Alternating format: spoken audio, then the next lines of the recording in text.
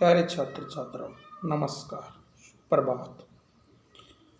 आप इस इतिहास विषय में प्रथम पाठ ईंट मनके हड़प्पा सभ्यता के बारे में अध्ययन कर चुके हैं।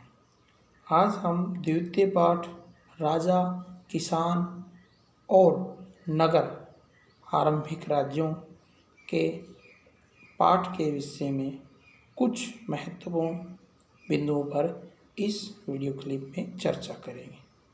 जैसा कि आप अध्ययन कर चुके हैं प्यारे बच्चों कि भारत में 1900 ईसा पूर्व के बाद से हड़प्पा सभ्यता का पतन आरंभ हो गया।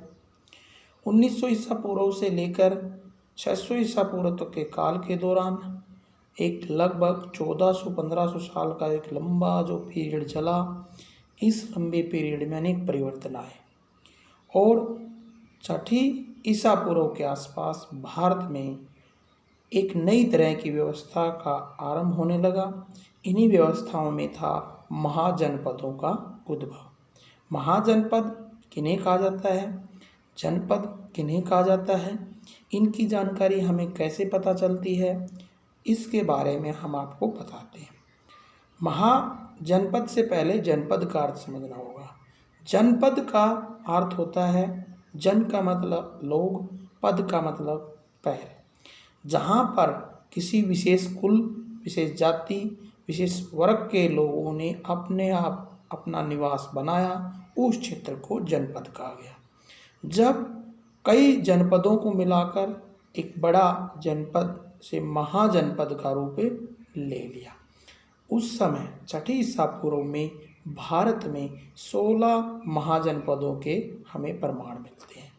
इनकी जानकारी हमें बौद्ध ग्रंथ व जैन ग्रंथों से मिलती है। उस समय क्योंकि भारत में बौद्ध ग्रंथ और जैन ग्रंथों का लेखन कार्य होने लग गया था। इन महाजनपदों में मुख्य रूप से मगध महाजनपद, वज्जी, कौशल, कुरु, पांचाल, गांधार, अवंती, उज्जैन जैसे महाजनपदों के बारे में हमें जानकारी प्राप्त होती है। कुरु, पांचाल का जिक्र आप, गांधार का जिक्र आप महाभारत में भी देखते हैं। इसी प्रकार मगध जो बाद में बहुत बड़ा साम्राज्य बना, जहाँ पर मौर्य साम्राज्य की स्थापना हुई। अब महाजनपदों के अभिलक्षण क्या थे? 6ठी शताब्दी ईसा पूर्व में जो महाजनपद पाए, उनमें 2 तरह की व्यवस्थाएं थी प्यारे बच्चों। कुछ महाजनपदों में गणतंत्रीय, कुछ महाजनपदों में राजतंत्रीय। जिन महाजनपदों में राजतंत्रीय व्यवस्था थी, उन महाजनपदों के अंदर राजा सर्वेसर्वा होता था, उनका पद वंशानुगत होता था और उसके पुत्र उसके बाद शासक बनता था। उसके ऊपर ज़्यादा नियंत्रण नहीं होता था। ज़्यादातर शासक क्षत्रिय कुल के होते थे और शासक किसानों, व्यापारियों और शिल्पकारियों से ऋण कर लेते थे। शासक युद्ध लड़ते थे। शासक अपने दुश्मनों का मुकाबला करते थे। किले की रक्षा करने का दायित्व भी उनके ऊपर होता था। अब आती है गणतंत्रीय महाजनपदों की विशेषताएं। प्यारे बच्चों, कुछ ऐसे महाजनपद थे जिसमें महावीर जैन, महात्मा बुद्ध जिन जनपदों में उन्होंने जन्म लिया, वो गणतंत्रीय जनपद कहलाते हैं। उनमें वज्जी प्रमुख था।